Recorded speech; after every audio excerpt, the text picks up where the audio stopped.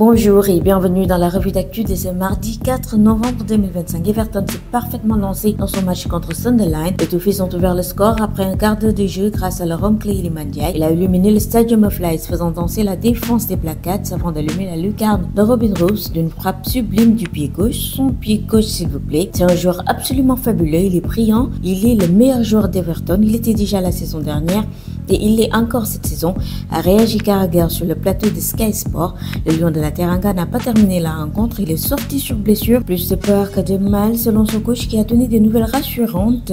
Je ne pense pas que ça soit quelque chose de grave, je pense qu'il a ressenti une sorte de crampe et s'est inquiété, mais rien de vraiment sérieux à vrai dire, a rassuré le technicien anglais après le match nul contre Sunderland. Coupe du monde de Qatar U17, les Lions ont réagi sur leur match nul d'entrée.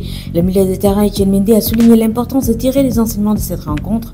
On va continuer d'apprendre, c'est un résultat que nous ne voulions pas, mais nous le prenons comme positif. Le but est de retourner au travail et de préparer le prochain match. C'est le deuxième match et nous devons le gagner. L'attaquant Bakary Sonko a également insisté sur l'importance du collectif de la préparation pour la suite. Nous allons aborder le prochain match de manière positive avec sérieux. Chaque rencontre est importante et nous devons nous concentrer pour aller le plus loin possible. Quant au gardien Vincent Gomes, élu homme du match, il a exprimé sa satisfaction pour cette distinction individuelle tout en valorisant le travail collectif.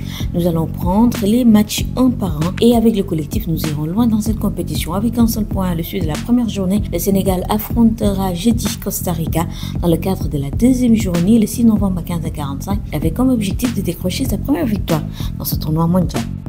Le Brésil affrontera l'équipe nationale du Sénégal le mardi 15 novembre à l'Emirates Stadium d'Arsenal à Londres. 3 jours plus tard, la Seleção fera face à la Tunisie à Lille pour ces deux rencontres amicales. Carlo Ancelotti a convoqué 26 joueurs, parmi eux figurent évidemment des cadres du Real Madrid comme Militao, Vinicius Junior ou encore Rodrigo.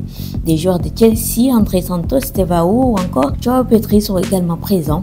En revanche, il n'y a pas de Rafinha, blessé avec la FC Barcelone, ni un retour de Neymar ou encore de Philippe Coutinho, qui aurait été présélectionné par l'ancien entraîneur du Real Madrid.